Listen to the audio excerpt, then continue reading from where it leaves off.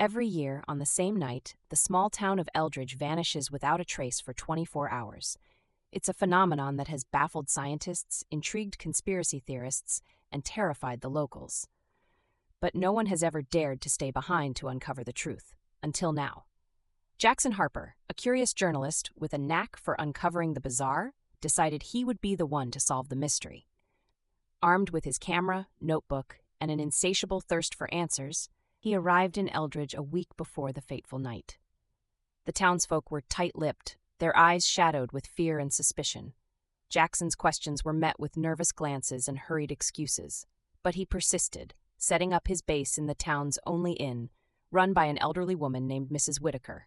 "You're making a mistake, young man," she warned him on the eve of the vanishing. "Those who stay behind, they're never the same when the town reappears." Jackson brushed off her concerns, attributing them to superstition.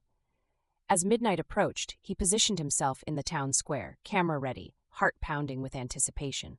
The clock struck 12, and a thick, unnatural fog rolled in, swallowing the town whole.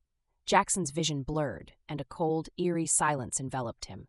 He felt a strange pull, as if the very fabric of reality was being twisted. When the fog lifted, Eldridge was gone. Jackson found himself in a desolate, otherworldly landscape.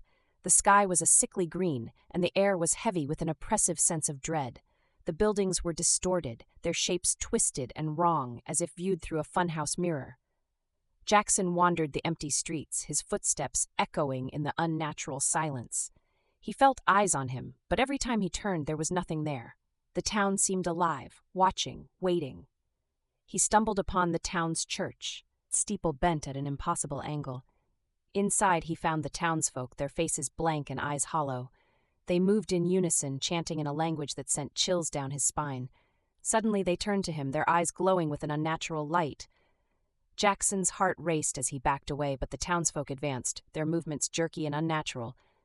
"Join us," they whispered in unison, their voices echoing in his mind. "Become one with Eldridge." Jackson fled, his breath coming in ragged gasps. He could feel the town closing in on him, its malevolent presence pressing down on his mind. He stumbled into the inn where Mrs. Whitaker stood, her eyes glowing with the same eerie light. "You should have listened," she said, her voice a hollow echo. "Now you belong to Eldridge."